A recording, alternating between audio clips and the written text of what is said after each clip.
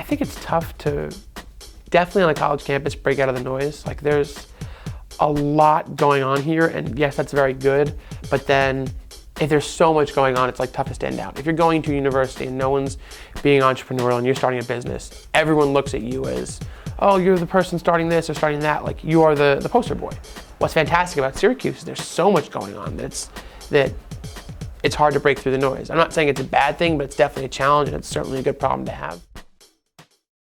Hi, so my name is Michael Smith. I'm a graduate student here at the Whitman School of Management. I'm studying entrepreneurship and emerging enterprises. The Idea Spot is meant to be a spot for collaboration for students, any student, any discipline, really anything. I know that something that a lot of students struggle with is getting team rooms, because it's a big university. It's tough to get a team room in Whitman or a nook at Newhouse or really any sort of spot. So we wanted something that was central to campus that students pass through on a regular basis.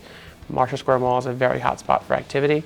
So at its simplest form, it is a spot for students to come and collaborate, whether it is for starting a business, whether it's a class project, really anything. That's what our goal is. And to go along with that, we're trying to put programming. So we had social media skills for entrepreneurs a couple weeks ago. We're having a Photoshop lesson, just things that we believe entrepreneurs and students need. You know, Photoshop is a very broad skill. It's something that everyone can use. And we're trying to look for skills like that. So it's really just a collaborative spot. Mike is a meticulous guy. He's a detail-oriented individual, and with a lot of students that I've had in the past, that isn't exactly the case. It's, yeah, we'll figure it out. Mike is, let's make sure we have everything well organized. And he thinks about the entirety of the process, not just one. You know, there are people that are really focused on practicalities, which Mike is, but he also brings it in as part of the whole system instead of just, we got to make sure we get this done. It's like, okay, we have to get this done, but how does that fit into the whole, emerging talk, into the whole opportunity?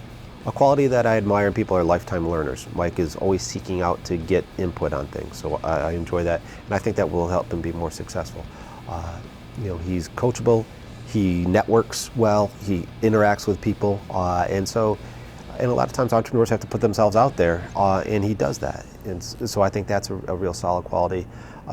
As I said earlier, his attention to detail. You know, if you're going to move something forward, you have to make sure all the I's are dotted, T's are crossed. Mike is a checklist kind of guy. Let's make sure that we get through that, and that'll really do well for him. So overall, I think he has a really strong future. I think a big obstacle is that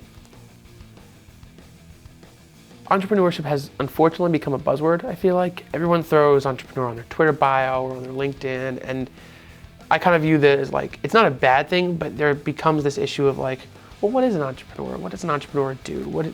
It becomes an issue of like, oh, you're an entrepreneur. Like it's different to walk into a meeting and say, hey, I'm an accountant, nice to meet you. Physical skill, I'm a finance person. It's a very, very tangible skill. Entrepreneur is very broad. I think the textbook definition of entrepreneur is just like someone who creates value, which can be manifested in hundreds of thousands of ways. So I think a big issue is that when you start discussing entrepreneurship, people either don't understand or are sort of, I don't want to say they're turned off, but it's a lot of lack of information. Because to me, everyone is an entrepreneur because you create value in different ways. I would like to be involved in whether it is Syracuse Idea, entrepreneurship for students, or at another university, depending on where I am. I love being involved with students. My goal is to be a professor down the road, so I want to stay involved, whether it's just as a mentor to students who are starting their businesses, or if I was lucky enough to get a job like John's. So I guess being involved with my startup, being involved with students in education, and not being poor, I guess would be my three things. And like I said, I'm not looking for millions of dollars, but it's tough to be in this world because so much of entrepreneurship is like, okay, I don't have money, let me figure out the resources I can use. I don't have this, let me figure out the resources I can use. So I just want to be at a point where I'm, I guess, comfortable for my life. You know, my parents afforded me a very good lifestyle. If I can duplicate that, great.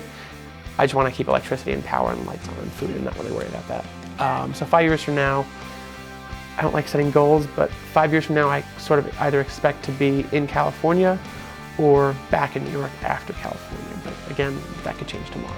So I think I know where I want to be, but I'm sure that'll change tomorrow and the month after.